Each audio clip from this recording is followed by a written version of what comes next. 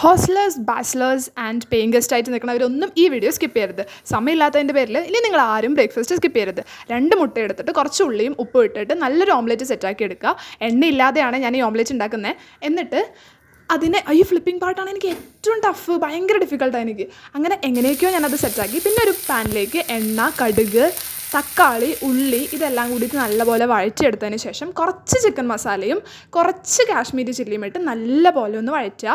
അതിന് ശേഷം കുറച്ച് ഉപ്പും ഇട്ട് പിന്നെ 1 ഗ്ലാസ് വെള്ളം ഒഴിച്ച് അത് നന്നായിട്ട് തിളയ്ക്കുന്ന സമയത്ത് 1 കപ്പ് ഓട്സ് ഇടുക. എന്നിട്ട് ഇത് നല്ലപോലെ മിക്സ് ചെയ്യുമ്പോഴേക്കും ഈ ഓട്സ് ഇതിലെ വെള്ളം മൊത്തം അബ്സോർബ് ചെയ്ത് നല്ലൊരു മസാല ഓട്സ് അഥവാ ഓട്സ് ഉപ്മ നമുക്ക് റെഡി ആയിട്ട് കിട്ടുമേ. ഇതും നമ്മൾ ആദ്യം ഉണ്ടാക്കിയ ഓംലെറ്റും ഒരു അപാര കോമ്പിനേഷനാണ്. ഇനി ആരും സമയമില്ലാത്തതിൻ്റെ പേരിൽ ബ്രേക്ക്ഫാസ്റ്റ് സ്കിപ്പ് ചെയ്യരുത്. ഇതുപോലത്തെ അടിപൊളി ടിപ്സുമായിട്ട് ഞാൻ വരാം. Till then stay tuned. Bye bye.